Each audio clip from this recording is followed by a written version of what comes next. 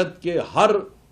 शासनादेश से लेके भारत की संसद तक दिखाई पड़ता है। और महत्वपूर्ण बात यह है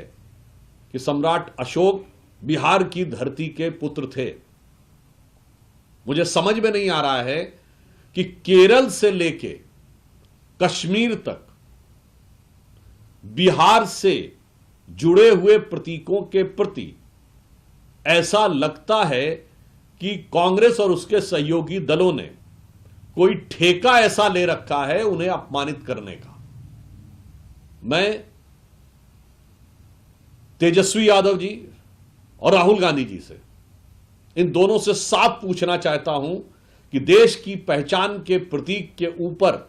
यह हमला, उस पर आपकी चुप्पी, और फिर आपके नेता का उसके प्रति यह बयान, उस पर आपकी चुप्पी बहुत गहरे और गंभीर सवाल खड़े कर रही है। या फिर मैं यह पूछना चाहता हूं राहुल गांधी जी से और तेजस्वी यादव जी से कि तेजस्वी जी तो पटना की उस रैली में थे जो इमारत शरिया ने बुलाई थी, जिसमें उन्होंने यह कहा था कि उनके लिए देश का संविधान बाद में है और उनकी पहचान पहले है। तो मैं इमारत शरिया के झंडा बरदार इन दो बिगड़े दिल शहजादों राहुल गांधी जी और तेजस्वी यादव जी से पूछना चाहता हूं कि क्या उस पर आपने अमल करना इतनी जल्दी शुरू कर दिया?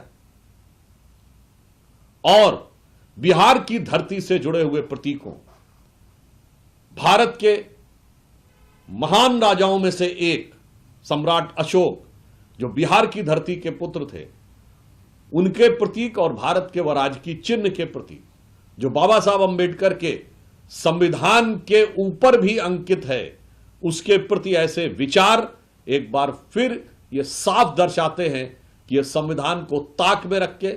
संविधान को जेब में रखकर अपनी सियासत को संविधान से ऊपर रखना चाहते हैं और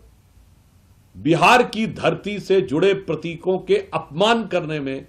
कोई कोर्स कसर नहीं उठा रखते हैं। इसलिए हम इन दोनों नेताओं से